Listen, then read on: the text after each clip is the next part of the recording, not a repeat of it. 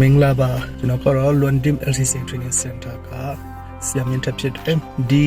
နေ့ကနားလည်ရခက်တဲ့စည်ရင်းနဲ့ပတ်သက်တဲ့အကြောင်းအရာတစ်ခုပြောပြမယ်အဲ့ဒါကတင်ခန်းစာထဲမှာ LCCI level 1 2 level 3တွေမှာတွေ့ရတဲ့ credit note ဆိုတဲ့အကြောင်းဖြစ်တဲ့ credit note အဲ့ဒါကိုဒီအမေရိကဘက်မှာတော့ credit memo လို့လည်းခေါ်တယ် note ဆိုတာကမှတ်တမ်းပေါ့နော်အဲ့ဒါ memo လို့ဆိုပြောရင်လည်း memorandum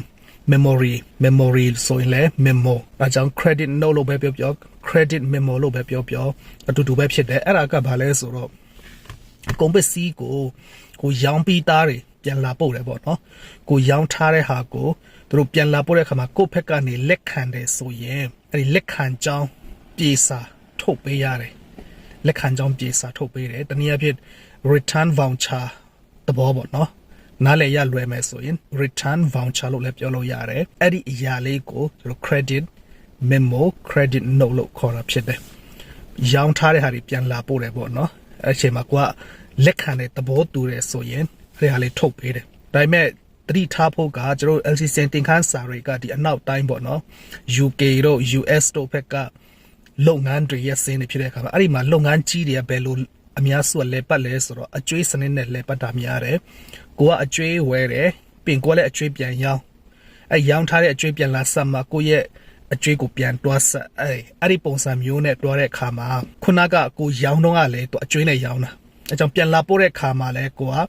အဲ့ဒီလက်ခံတဲ့ဟာကိုချက်ချင်းပိုက်ဆံအဖို့ဆိုတော့ကတိတ်အစီပြောဆိုကိုရောင်းထားတဲ့ကအကျွေးနဲ့ဆိုတော့အဲ့ဒါကို credit memo မှာအရင်ဆုံးမှတ်လိုက်တယ်ပြီးမှသူ့အကျွေးနဲ့ရောင်းထားတဲ့ပမာဏတွေပြန်ခြေပေးရတယ်တကယ်လို့လက်ငင်းရောင်းထားတဲ့ထဲကပြန်လာပို့ရင်တော့ဟိုမှာပစ္စည်းအစားထိုးမလားအစားမထိုးဘူးဆိုရင်ငွေသားနဲ့ချက်ချင်းပြန်အမ်းရမယ်ပေါ့နော်အဲ့ဒီသဘောမျိုးဖြစ်တယ်ဒါပေမဲ့ဘာမှမပြောဘူးဟိုမှာမေးခွန်းမှာ transition မှာဘာမှတိကျမပြောဘူးဆိုတော့အကျွေးဝယ်အကျွေးရောင်းလို့သဘောထားပြီးတော့ဒီပုံစံတိုင်းစင်တွင်ပေးရတာဖြစ်တယ်အဲ့တော့နောက်ပိုင်းမှာလည်းဒီလိုစင်နဲ့ပတ်သက်တဲ့ဟာလေးတွေနည်းနည်းကိုအတွက်ရှုပ်နေတဲ့ထင်တဲ့ဟာလေးတွေရှိတယ်ဆိုရင်ကျွန်တော် comment တွေမှာဖြစ်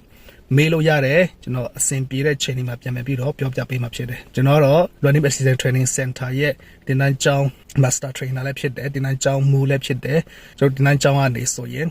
တကယ်လို့ပထမစုဒုတိယစုမြန်မာတပြည်လုံးပထမစုဒုတိယစု6ရောက်ကျော်ရပြီးတော့တင်နန်းကျောင်းထိုးချင်စုလည်း3နှစ်စက်တက်ရထားတဲ့ကလေးမျိုးမှာတည်ရှိတဲ့ကျောင်းလေးဖြစ်ပါတယ်ကျေးဇူးများတင်တယ်